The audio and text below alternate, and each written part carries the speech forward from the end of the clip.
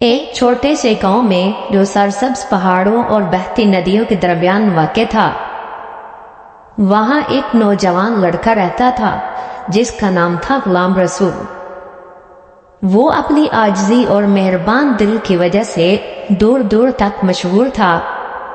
غلام رسول کے والدین نے اسے دوسروں کی مدد کرنے کی اہمیت سکھائی تھی، اور وہ ہر دن اپنے والدین کی اس نصیحت پر عمل کرتا تھا۔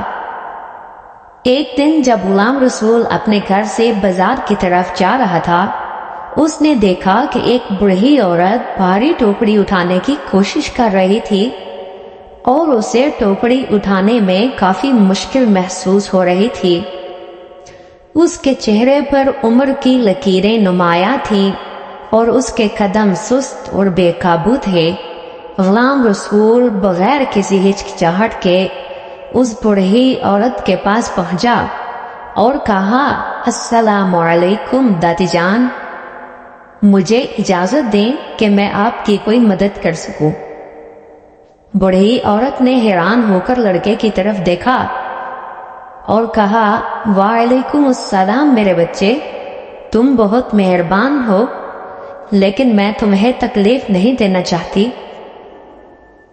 غلام رسول نے کہا، یہ کوئی تکلیف نہیں ہے، آپ براہ کرم میری بات مان لیں۔ یہ کہہ کر اس نے بھاری ٹوکری اپنے کندھوں پر اٹھا لی اور اس کا وزن غلام رسول نے اپنی طاقت اور مدد کے عزم کے ساتھ بخوبی برداشت کر لیا۔ جب وہ دونوں گاؤں کے راستے پر چلنے لگے تو بوڑھی عورت جس کا نام عائشہ تھا، اس نے غلام رسول کی سخاوت سے متاثر ہو کر اس سے پوچھا، تم نے مجھے اپنے پوتے کی یاد دلا دی ہے غلام رسول؟ بوڑھی عورت نے نرمی سے کہا، وہ بھی میری اسی طرح مدد کرتا تھا جب تک وہ کام کی وجہ سے شہر نہیں گیا۔ اسے گئے ہوئے کافی وقت ہو گیا ہے۔ غلام رسول نے توجہ سے سنا اور بوڑھی عورت کی تنہائی پر اس کا دل بھر آیا۔ مجھے یقین ہے کہ وہ بھی آپ کو اتنا ہی یاد کرتا ہوگا دادی جتنا آپ اسے کرتی ہیں، غلام رسول نے نرمی سے کہا، لیکن جب تک وہ واپس نہیں آتا آپ مجھ پر بھروسہ کر سکتی ہیں کہ میں آپ کی ہر ضرورت پوری کروں۔ بوڑھی عورت مسکرائی، اس کی آنکھیں شکر گزاری کے آنسوؤں سے بھری ہوئی تھیں۔ تم ایک نعمت ہو میرے بچے، اللہ تمہیں تمہاری مہربانی کا اجر دے۔ جب وہ بوڑھی عورت کے چھوٹے سادہ گھر پہنچے تو غلام رسول نے ٹوکری آہستہ سے زمین پر رکھ دی اور کہا، یہ لیجئے دادی جان، اگر آپ کو کبھی بھی دوبارہ مدد کی ضرورت ہو تو مجھے بلا لیجئے گا۔ بوڑھی عورت نے ایک بار پھر اس کا شکریہ ادا کیا اور شکر گزاری کے طور پر ٹوکری سے ایک پھل نکال کر غلام رسول کو پیش کیا۔ غلام رسول نے مسکرا کر اسے قبول کر لیا، نہ یہ اس لیے کہ وہ کوئی انعام چاہتا تھا، بلکہ اس لیے کہ اسے معلوم تھا کہ اس عمل سے داتی خوش ہو جائیں گی۔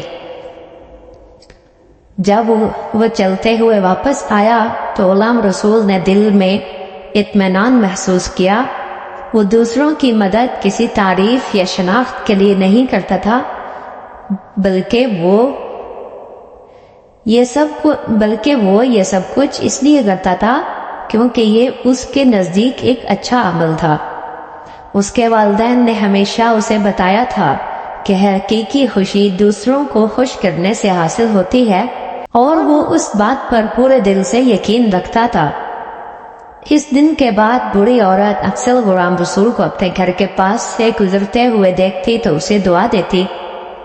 گاؤں کے لوگ غلام رسول کی عاجزی اور ہر ضرورت مند کی مدد کرنے کی خواہش کی تعریف کرتے تھے۔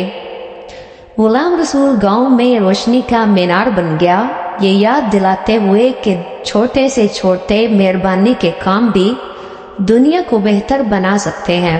اور یوں غلام رسول اپنی زندگی جیتا رہا، دل میں ہمدردی کے ساتھ دوسروں کی مدد کرتا رہا، یہ جانتے ہوئے کہ اس کے چھوٹے چھوٹے اعمال بھی لوگوں کے لیے سکون اور خوشی لا سکتے ہیں جن کے ساتھ وہ ملتا جلتا ہے۔